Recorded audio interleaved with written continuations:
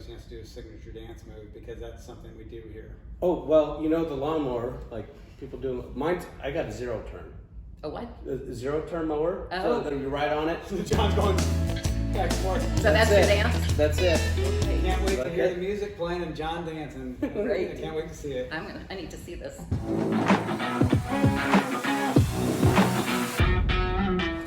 Hi, I'm Mike Pettid with the Metro Pros of Berkshire Hathaway Home Services Ambassador Real Estate. Welcome to our podcast, Let's Make an Offer. Let's make an offer. Let's. I like it. Yes. John always says let's. So after let's make an Let's offer, do it.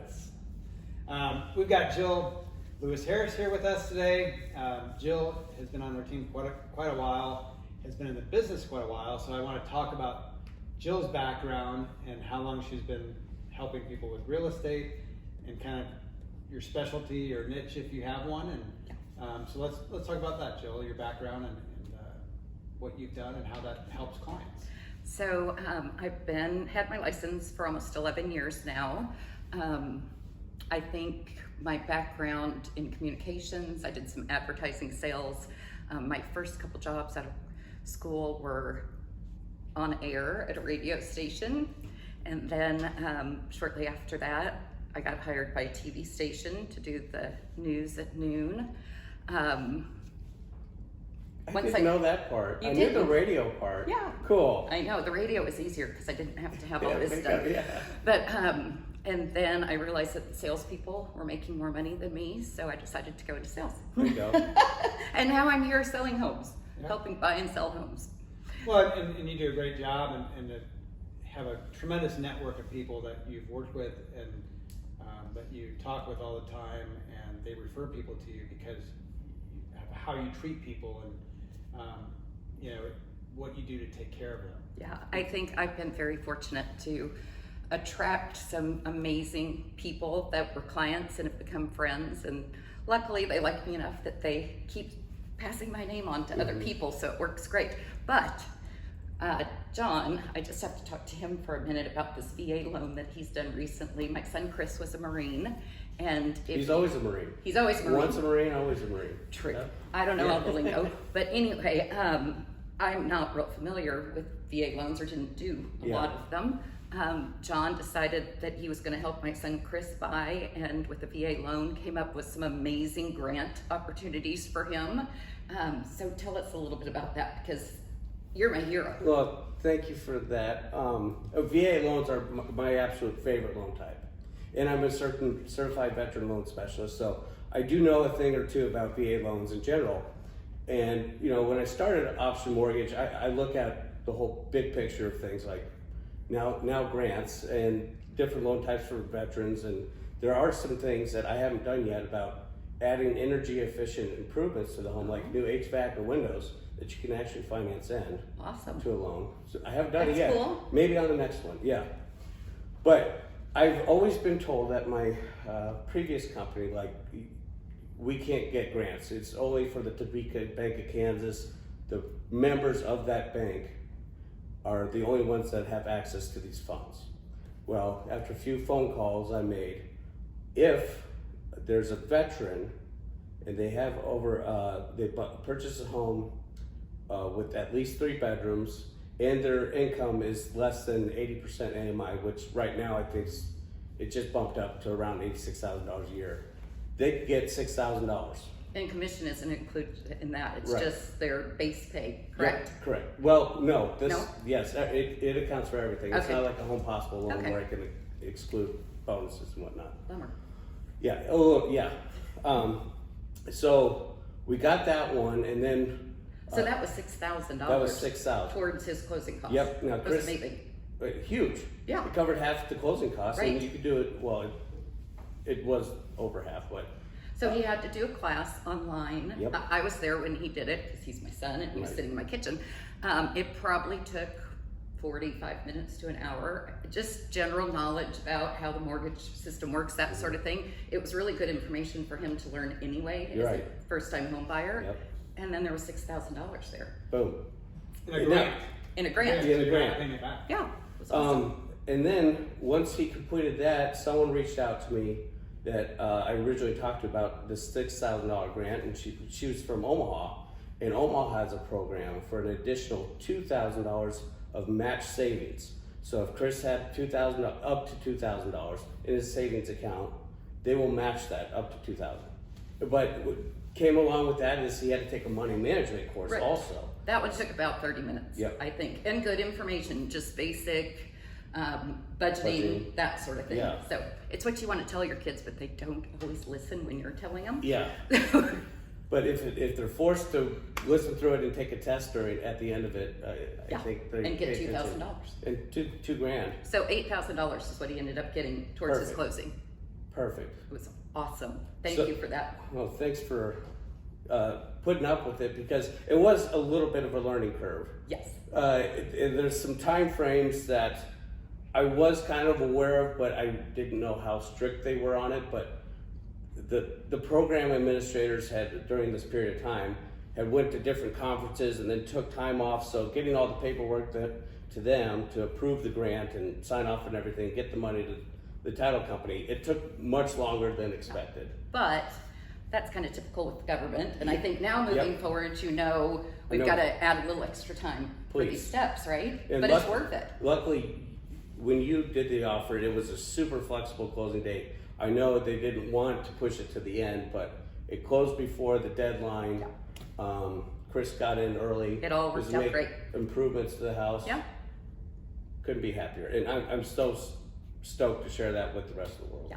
Thank you. Again, I appreciate you thanks for personally as a trusting. realtor and a mom. Yeah.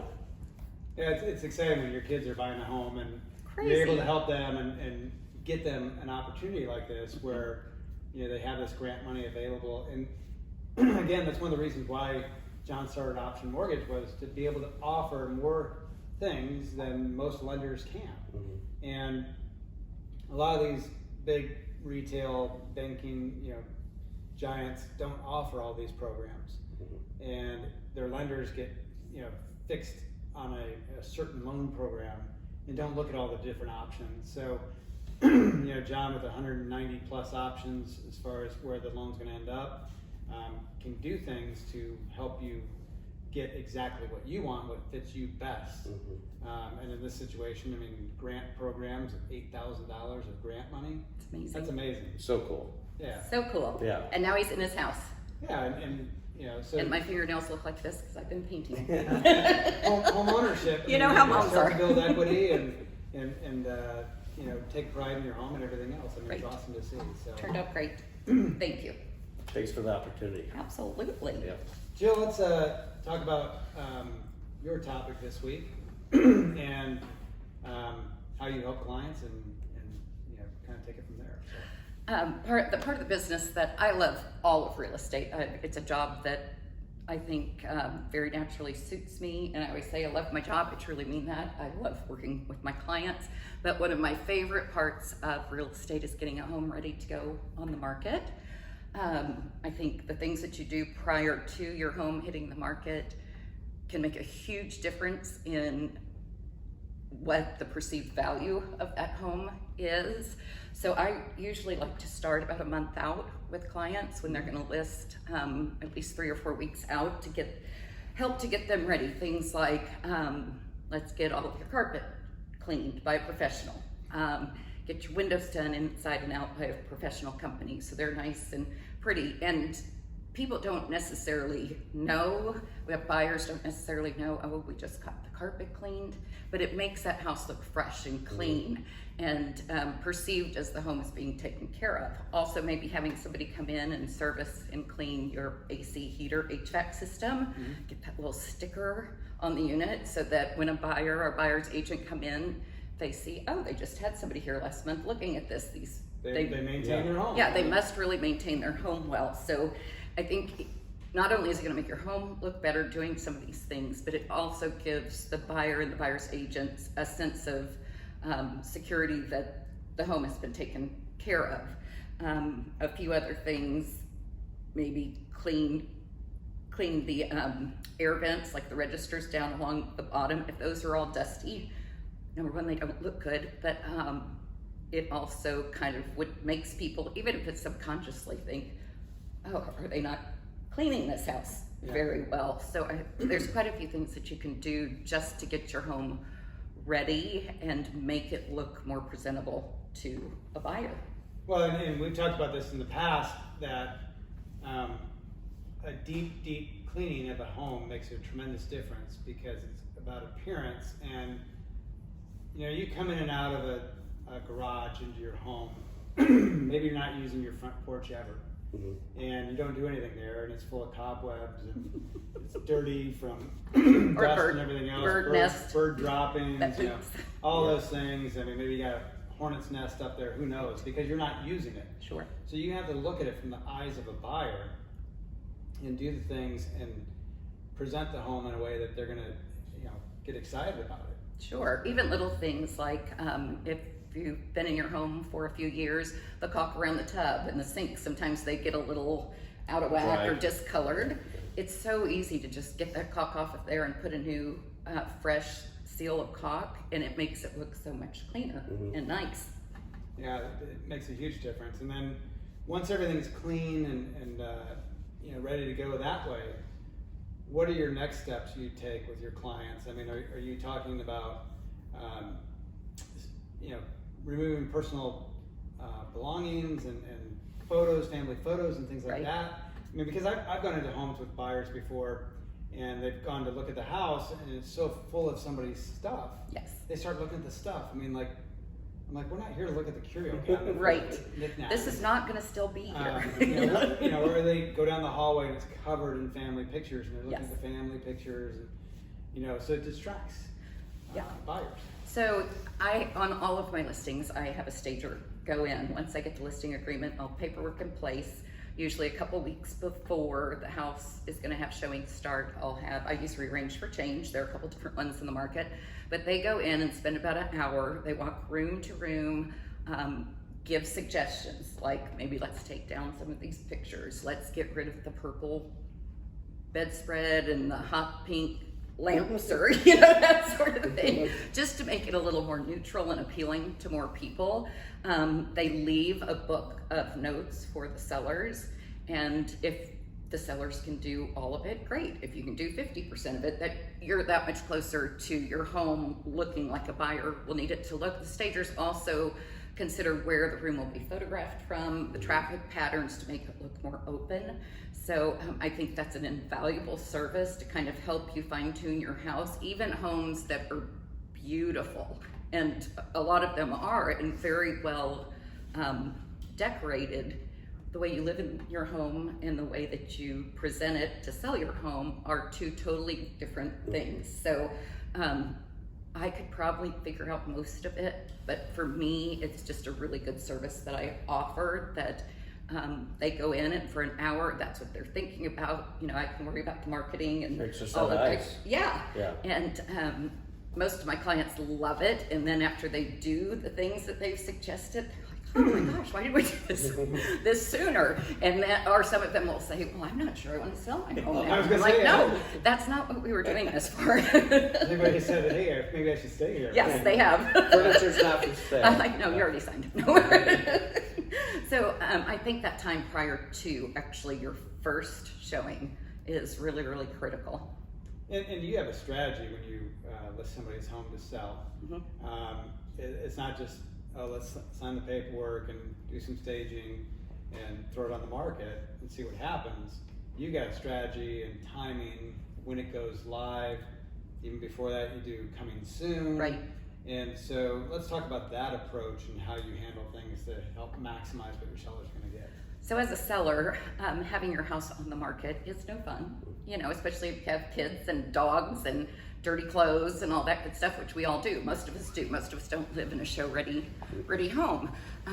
So I try to make everything leading up to that first day of showings work to the advantage of getting as many people in as we can that first day to get multiple offers. Now, saying in the last couple of years that we've sold a house in one day is no big deal, right? Right. But 5-6 years ago, when I started this marketing approach, when things weren't selling first day on market, mine were selling first day on market with multiple offers. So I think that's probably an important piece of the puzzle. I like to do some coming soon marketing for about 2 weeks before the house goes on the market. I do silly videos out front. I hate doing them, but I still do them, and a ridiculous number of views. But yeah, you're getting a ton of exposure. For that client of yours. And I blast it all over the place. We put a new listing into MLS on a Wednesday, but with no showings until Sunday. And what that does is everybody that has saved searches going on for Wednesday, Thursday, Friday, Saturday, they're getting this notice, hey, a house that meets your criteria came on the market. But then in the agent notes, it says you can't see it till Sunday. The secondary websites like Zillow and Realtor.com, it can take 24 to 48 hours to get those to update, and that's why I like having that number of days so that everybody's getting those notices. And then by Sunday, we have a ton of showings, even before this crazy market, 12, 15 showings in a day, multiple offers at the end of the day, and my clients have only had to be out of their house for 1 day. I say, That's just awesome. Give me 1 day and we'll be done. Awesome. And they always say, you sure are talking a big game. And then afterwards they go, you did it. Perfect. But the strategy and the plan that's right works. Right. And you've shown that time and time again. So if you invent the wheel, don't redo it. I mean, and it works. And when the market is different, it'll still work. I think my listings always get quite a bit of exposure and sell quickly. For top dollar. We're gonna lose John here for the rest of this podcast, but before he goes, he has to do his signature dance move because that's something we do here. Oh, well, the lawnmower, like people do, I got a 0 turn. A what? A 0 turn mower. Oh. So then you ride on it. So John's going back and forth. So that's your dance? That's it. Okay. Can't wait to hear the music playing and John dancing. Right. I can't wait to see it. I need to see this. Thanks for watching. Thanks for the VA thanks, info. John. You're welcome. Jill, let's talk more about these sellers and how you help them. And so the open house strategy you have works extremely well too. So with the showing starting on Sunday, the people that really want the house, I mean, this has just been proven time after time, they will start making showings at 8 o'clock, 8:30, 9 o'clock. I let my showings overlap because if other buyers are seeing other buyers there, I say let them arm wrestle over it. They can fight over it if they want to. I think it creates a big sense of urgency. Absolutely. Because now they're seeing other people going, oh, all these other people are interested in this home. Right. I better hurry up and make an offer. Right. And make a good offer. And then I always do an open house that first Sunday of showings, usually 1 to 3, because sometimes if an agent has shown a very interested buyer the listing, maybe then it gives those buyers a chance to walk back through without having to hurry, the feeling of there's another showing coming or there are other people in there. And then I get to visit with them too to answer those questions that maybe they're not sure about. And if I can give them good responses, then the house can still stay on the list of a possibility for them. It's so fun when I'm there and you see 15 sets of shoes right inside the front door, and I just stand there and go, okay, if you need anything, let me know. And people are everywhere. But a lot of, and I would say more than a lot, I would say the majority of realtors kind of have a haphazard approach to either listing a home and or holding an open house. And that approach, sometimes it'll work, sometimes it won't. Your approach is so consistent. And I'm very definite about sticking with it. I've had sellers before that said, can you get my house on the market in 48 hours? And I'll say, I can, but it's not the best way to do this. And usually once I kind of talk them through the steps that I go through, they understand the value of that coming soon marketing, the days that they need to wait to see the home, and the urgency that it makes for the buyers. And Jill's got a tremendous track record of selling homes for more than list price. Which, so fun. Well, it's exciting, it's fun. I mean, the clients are happy. I mean, everything that they put into as far as getting the house ready and the effort. Based So on worth it. What you've talked about and the stagers have talked about, it's all paying off at the end, and it's all strategy and planning. Right. And I tell you what, I mean, Jill does a great job and really has a system in place that I've not really seen anybody else do. I read a book You read a book. A long time ago. Hey, that's whatever idea you get. I mean, if it works, stick with it. And it's working, so I'm sticking with it. I would highly recommend Jill, and you can check her out on the metropros.com website, and see her background and everything, and reach out to her and talk about what she can do for you. But Jill, before we go, we've been talking about funny real estate stories. Mm-hmm. I have a great one. Do you have a great real estate story? Yeah, it was a little embarrassing and funny. A few years ago, middle of the winter, very cold outside, showing an acreage out in Elkhorn. And we got up to the door, tramped through the snow, got up to the door, and I started to hear this kind of whining, like something was really wrong with the animal somewhere. And so I opened up the door and kind of walked back down the sidewalk, and there was a waterfall that was frozen, and then the pond down at the bottom that had frozen ice on it, and a dog had fallen in and was paddling in the middle of that pond. So what did I do I'm sure to my buyer's shock? I threw off my shoes and rolled up the water came up to about my thighs, and went in and got that dog. And about that time the neighbor came out, and she's like, "Oh my gosh, was he in the pond?" I said, "Yes, here." Freezing cold. Freezing. Wow. But I'm glad I was there. I had a winter story, not anywhere near as good as that one. I mean, saving a dog from drowning, but we had a house I had listed, and the buyers had it under contract. The appraiser came. It was FHA appraiser, and it's like January, and the appraiser said, "Well, you have to scrape and paint the garage." It was a detached garage. Oh. Scrape and paint the garage because it could be lead-based paint. Oh. Well, it's January. You can't paint below 55, 60. Right. We said, okay, well, can we escrow for it because it's not going to be warm enough to paint for the foreseeable future? No. You have to paint before it closes. Okay, how are we going to do that? He goes, "I don't know how you're going to do it, but you got to do it before it closes." Craziest thing ever. So we talked to the buyers and their agent, and the buyer's like, "I don't care. I mean, I'm gonna scrape it and paint it a different color anyway, along with the house." Sure. So we're going back and forth. The appraiser would not budge. That's crazy. So what do? 20 degrees, snowing. We're out painting the detached garage. That paint never dried. It just froze to the garage. But you did it. And the buyer knew it was going to fall off, and it was just going to be a mess. And he's like, "Do whatever you got to do to get this passed." Isn't that the craziest thing? The appraiser, and so it was so dumb that was what the option was, because the appraiser knew it wasn't going to last, but everybody's got their own. Sometimes you just have to jump through the hoops. Yep. Get it done.